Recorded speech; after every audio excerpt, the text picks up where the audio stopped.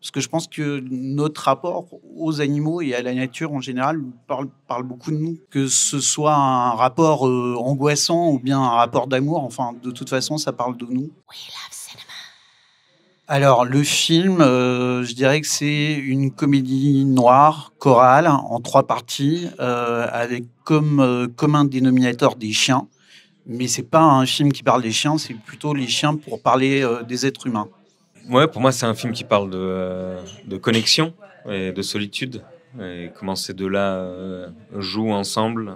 Et le chien n'est qu'un miroir de cette solitude-là ou de ce besoin de relation. Vous êtes un des humains de ce film. Vous pouvez me présenter Franck. Je suis pas sûr que je suis un des humains de ce film. Mais Franck, c'est un peu. Les gens, ils aiment bien dire que c'est un loser. Moi, je trouve pas que c'est un loser. Euh, c'est un garçon très fragile et qui a construit une sorte de carapace qui marche pas super bien pour lui, mais il a une relation d'amour fusionnelle avec sa chienne et il rencontre quelqu'un. Il y a un monde qui s'ouvre à lui et il a un choix à faire. Alors pourquoi Arié? Simplement parce que je l'ai vu dans d'autres films, des longs, des courts et que je le trouve, formidable. J'avoue que moi j'avais pas trop vu Arié dans le registre de la comédie.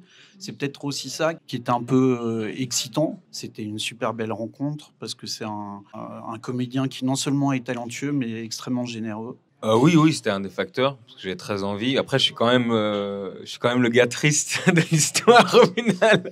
Mais c'était surtout le cinéma de Xavier. Moi, j'avais tout vu. J'adore ce que tu fais. Je trouve que tu as un regard, pas dire singulier parce que ça veut rien dire, mais d'une grande douceur, en fait, dans toutes ces. C'est des comédies qui grincent quand même souvent, qui nous emmènent vers des grosses angoisses. Et je trouve que c'est vu avec beaucoup de douceur et travailler avec Xavier, c'est un peu magique quoi. Sur le plateau, je trouve ça. Ouais, il y a cette même douceur. Ça fait du bien dans notre petit monde. Moi, j'ai une histoire un peu personnelle aussi avec les chiens. J'ai grandi avec des chiens. Je crois que mon 1er copain, c'était un teckel avec lequel, je partageais mes tartines, donc voilà, je pense qu'il y a une espèce de truc assez naturel, chez moi d'intégrer, les des animaux, mais quels qu'ils soient dans les films. Parce que je pense que notre rapport aux animaux et à la nature en général parle beaucoup de nous. Que ce soit un rapport, angoissant ou bien un rapport d'amour, enfin de toute façon ça parle de nous. Ouais, avec Louise, ça a été assez évident, assez vite, je crois. J'ai l'impression que ça se voit à l'écran. C'est moi qui fabule, mais dans le jeu, ça se passait de manière très évidente. Moi, j'ai beaucoup ri sur ce plateau, même si j'étais supposé être triste. Et avec la chienne, moi j'ai un rapport assez facile avec les animaux, surtout les chiens, donc c'est un peu un petit bonheur. Je fais des bisous, tout se passe bien quoi. Plus grand défi, peut-être le nunchaku. Déjà, faire un film, c'est un défi. Il y a beaucoup de défis. Chaque jour était un défi. Je commençais la journée en regardant la feuille de service et en me disant, bon, ben, on va devoir rentrer toutes ces séquences sur la journée. Et c'était un défi quotidien. Donc, oui, il y en avait beaucoup.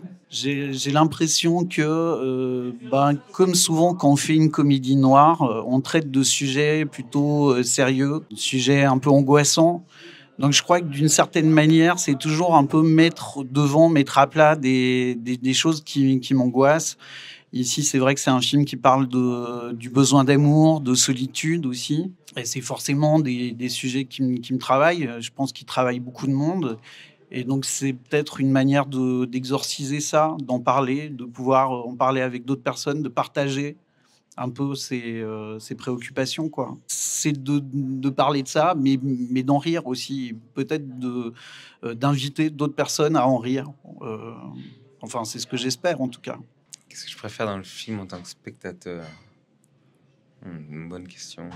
Moi, j'ai un truc dans la première histoire. C'est la seule histoire où on voit une relation entre un maître, malgré lui, et une chienne où c'est pas voulu. Et c'est rare quand même. On voit pas ça dans la vie non plus. Il y a des gens qui gardent un chien une semaine, mais ça, c'est quelque chose qui m'a... J'ai adoré voir ça, quoi. Quelqu'un qui se retrouve avec un chien et c'est... Ouais.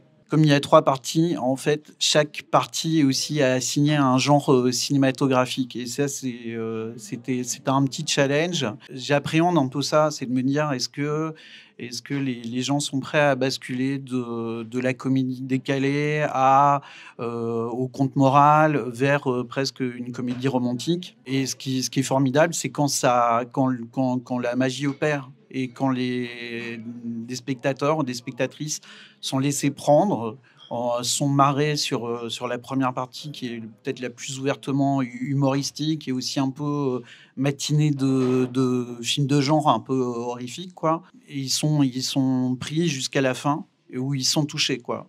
Et ça, c'est vrai que cette bascule dans l'émotion, est-ce que ça tient? Est-ce que j'arrive à emmener les gens jusqu'au bout? Où ils se retrouvent bloqués après la première partie, un peu troublés par le passage et par ces changements de tonalité, quoi. Moi, juste, parce que du coup, ça m'est passé, tu me demandais quel était, en tant que spectateur, c'est les scènes de Jean Lepelletier. C'est les scènes avec le docteur, moi, qui m'ont fait le plus rire, mais comme un gamin, quoi. Voilà. Ouais, j'avais besoin de le dire. Merci à vous deux. Merci. Merci à toi.